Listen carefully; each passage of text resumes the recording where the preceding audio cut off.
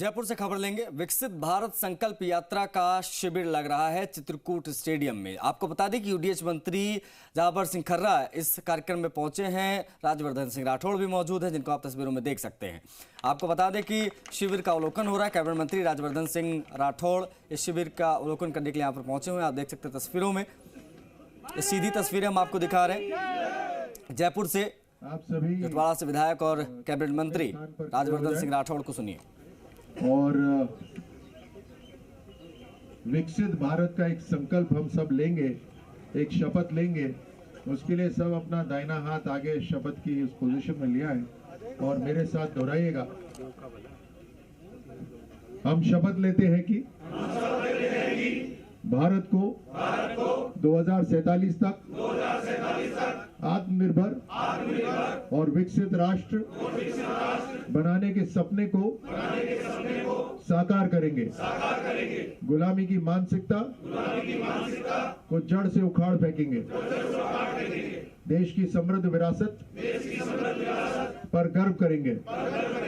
भारत की एकता को सुदृढ़ करेंगे और देश की रक्षा करने वालों का सम्मान करेंगे। नागरिक होने का कर्तव्य निभाएंगे। जय हिंद, विराजिए। भारत माता की जय।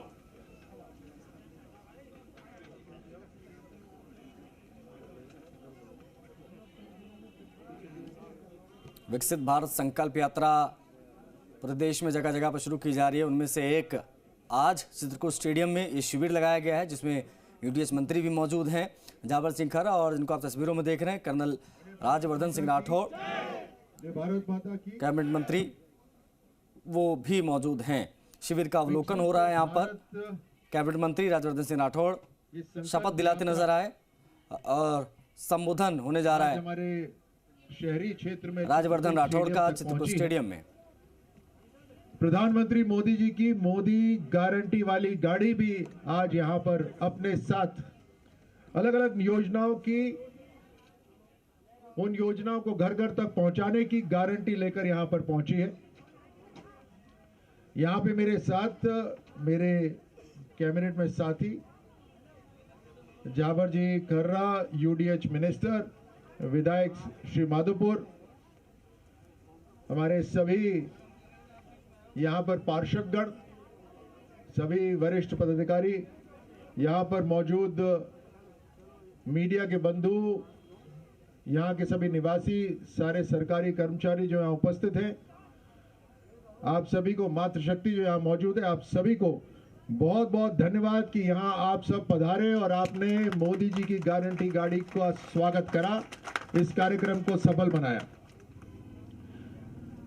देश की अर्थव्यवस्था लगातार मजबूत हो रही है। 10 साल में हम 14वें स्थान से अब पहुंच गए हैं 5वें स्थान पर। ये दुनिया के अंदर जो बढ़ती ताकत है अर्थव्यवस्था की, वो ताकत दिल्ली तक सीमित नहीं है, बैंकों तक सीमित नहीं है, वो ताकत देश के हर नागरिक तक पहुंच रही है। इसके लिए हम प्रधानमंत्री मोदी जी को धन्यवाद देते हैं। ये चारों तरफ अलग अलग योजनाओं का रजिस्ट्रेशन हो रहा है। यहां पे बहुत सारे नागरिकगण मौजूद हैं रजिस्ट्री के लिए। आप सब ये जानते हैं कि अलग अलग योजनाओं से हमारे नागरिकों को, हम सबको कहीं ना कहीं लाभ पहुंचता है। लेकिन पहले ये योजना 2014 से पहले ये योजनाएं, सारा पैसा लीक होता था, पेपर तक सीमित हो जाती थी, फाइलों तक ये योजनाएं सीमित होती थी, इसके ऊपर काम होता नहीं था, केवल नारेबाजी होती थी। लेकिन अब ये लगातार योजनाएं पहुंच रही है। उसका उदाहरण मैं आपको देता हूं कि 2014 में जब प्रधानमंत्री मोदी जी ने कहा कि 5 करोड़ महिलाओं को गैस के कनेक्शन मिलेंगे, तो तारीख से पहले ही 5 करोड़ महिलाओं को गैस के कनेक्शन पहुंचा दिए गए, निःशुल्क कनेक्शन। तारीख से पहले काम हो रहा है। फिर कहा कि 8 करोड़ महिलाओं तक पहुंचना चाहिए, वो भी तारीख से पहले ही वो कनेक्शन उन महिलाओं तक पहुंच गए। आज देश की ताकत इतनी है कि अब योजना है कि किसी भी व्यक्ति के पास अगर गैस कनेक्शन नहीं हो तो वो इस कैंप के माध्यम से रजिस्ट्री हो सकती है और उन्हें भारत सरकार की तरफ से गैस कनेक्शन दिया जाएगा। जो बीपीएल परिवार हैं, आयुष्मान बीपीएल परिवार हैं, उज्ज्वला योजना में जो गैस कनेक्शन ले रहे हैं, उनके लिए गैस के सिलेंडर पूरे साल भर 900 950 रुपए नहीं जो उनकी कीमत है मार्केट की, बल्कि केवल 450 रुपए में वो उपलब्ध होंगे। ये ताकत है। इसका जो गैप है, जो फासला है, वो कौन कवर करेगा? वो देश कवर कर रहा है, मोदी सरकार कवर कर रही है। अभी यहां पे विश्वकर्मा की योजना है, उसके अंदर हाथ से जो काम करते हैं, चाहे लोहार हो या कुम्हार हो, ऐसे 13 व्यवसाय हैं, उनको लोन मिल रहे हैं 1 लाख रुपए के, और उसमें मात्र 5% ही इंटरेस्ट है। आप किसी भी बैंक में जाएंगे, यहां बैंक वाले कर्मचारी भी हैं, बैंक के अंदर आप 12% 13% होता है। वो गैप कौन कवर कर रहा है? मोदी सरकार कवर कर रही है। अभी यहां पर पीएम स्वनिधि योजना, वो शुरू में थी रेडी वालों के लिए, लेकिन आज उसको खोल दिया गया है कि कोई भी व्यवसाय, छोटा व्यवसाय शुरू करना चाहता है तो वो पीएम स्वनिधि योजना ले सकते हैं। मैं पिछले कैंप में गया था, एक 18 साल की लड़की ने बोला कि उसे मिल रहा है। मैंने पूछा क्या करोगी? उसने बोला कि मैं एक कपड़े बेचने का काम ऑनलाइन करूंगी।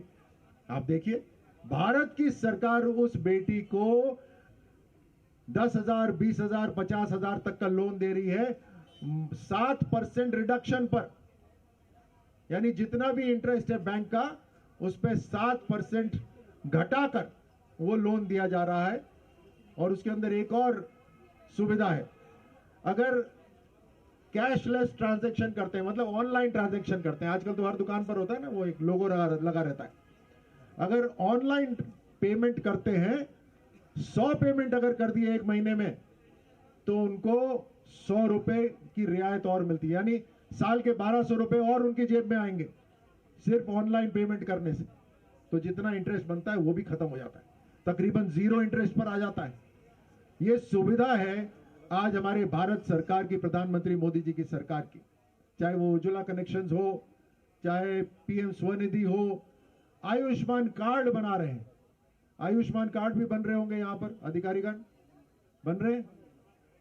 आयुष्मान कार्ड के अंदर आप ओपीडी, यानी आप सिर्फ अपना चेकअप कराने भी जाएंगे, उसमें अगर आपका ब्लड टेस्ट होता है, अगर एक्सरे होता है, एमआरआई होता है, तो उसके लिए पैसे आयुष्मान के अंदर नहीं देने पड़ते। जो पिछली सरकार की योजना थी, चिरंजीवी योजना, उसके अंदर आउट पेशेंट को ये जितने टेस्ट हैं उन सबके पैसे देने पड़ते थे। अब मुझे बताइए, 90 से ज्यादा प्रतिशत लोग जो अस्पताल जाते हैं वो एडमिट थोड़ी ना होते, उनका तो टेस्ट होता है, ब्लड टेस्ट हो, अलग अलग टेस्ट हो। अगर छींक भी आ जाती है, आजकल बोलते हैं ये सारे टेस्ट करा लो, उसका पैसा कौन देगा? पिछली सरकार, कांग्रेस की सरकार के अंदर, चिरंजीवी के अंदर आपको देना पड़ रहा था, लेकिन आयुष्मान के अंदर कहीं नहीं देना पड़ेगा। आप आउट पेशेंट है, एक पैसा आपकी जेब से नहीं जाएगा। अच्छा, ऐसा तो है नहीं कि राजस्थान वाले केवल राजस्थान में रहेंगे। आप कोई व्यवसाय के लिए या छुट्टी मनाने के लिए किसी दूसरे राज्य में चले गए और वहां बीमार हो गए, तो वापस क्या राजस्थान के अस्पताल में आओगे? क्या उसी अस्पताल में जाओगे जहां आयुष्मान कार्ड आपको वहां पर भी सुरक्षित रखता है, ये चिरंजीवी नहीं रखता था। ये सारे फायदे। अब यहां पर प्रधानमंत्री सुरक्षा योजना भी है। आप सभी लोग जो अपने काम से जाते हैं, घर से बाहर निकलते हैं, सड़क के ऊपर ट्रैवल करते हैं, सफर करते हैं, मात्र साल के 20 रुपए के अंदर आपको 2 लाख की सुरक्षा मिलती है। पीएम सुरक्षा के अंदर मात्र 20 रुपए साल के आपको 2 लाख रुपए की सुरक्षा मिलती है। और उसी तरह जीवन ज्योति बीमा योजना, बीमा भी अब यहां बैठे बैठे आप तकरीबन 400 450 रुपए साल के, आपको अधिकारी बता देंगे, पूरे साल का आपका बीमा भी 2 लाख रुपए का और एक्स्ट्रा हो जाता है। ये अनेकों योजनाएं यहां पर जो प्रधानमंत्री मोदी जी लेकर आए हैं, जिससे हमारे देश के अंदर आप सबको मजबूती मिले। और ये मजबूती इसलिए नहीं है कि आप कहीं वोट दें, ना, इसलिए नहीं है। ये मजबूती इसलिए है कि आप में क्षमता है, देश के नागरिकों में, हर नागरिक में क्षमता है खुद का परिवार संभालने के लिए और राष्ट्र को भी संभालने के लिए, राष्ट्र को मजबूत करने के लिए। जब आप और मजबूत हो जाएंगे तभी देश अर्थव्यवस्था में 5वें स्थान से 3रे स्थान पे जाएगा। प्रधानमंत्री मोदी जी ने लक्ष्य रख दिया ना, ये लक्ष्य रख दिया है कि 2029 तक हम 5वें से 3रे स्थान पर आ जाएंगे अर्थव्यवस्था में। तो कौन लेके जाएगा? आप सब लेके जाएंगे। ये आपकी ताकत है। आप कब लेके जाएंगे? जब आपका स्वास्थ्य अच्छा होगा। आप कब लेके जाएंगे? जब आपको आपके व्यवसाय करने के लिए साहूकार नहीं, सरकार का पैसा मिलेगा। पहले नहीं मिलता था, अब मिल रहा है। ये इंदिरा गांधी जी ने राष्ट्रीयकरण करा बैंकों का। सारे प्राइवेट बैंकों को सरकार के नीचे लेकर आ गई इंदिरा गांधी, ये कहकर कि लोगों के खाते नहीं खुल रहे, लेकिन उसके बाद खोले भी नहीं। बैंकों के ऊपर कब्जा कर लिया लेकिन खाते नहीं खुले। खाते खुलने शुरू हुए, बैंक के दरवाजे खुलने शुरू हुए 2014 में। वही बैंक जो गरीबों के लिए दरवाजे नहीं खोलते थे, बोलते थे पासबुक के लिए भी 100 रुपए लगते हैं, तो जीरो बैलेंस से कैसे खाता खोल सकते हैं? बोला पासबुक लेने के लिए भी 100 रुपए लगते हैं। हमारे एसी चल रहे, उसका खर्चा कौन देगा? वो आपको घुसने नहीं देते थे। अब बैंक आपके घर जाते हैं और आपके खाते खुलवा रहे हैं ताकि सीधा आपके पास जो देश का पैसा है वो पहुंच जाए। ये प्रधानमंत्री मोदी जी की ताकत है, ये देश की ताकत है।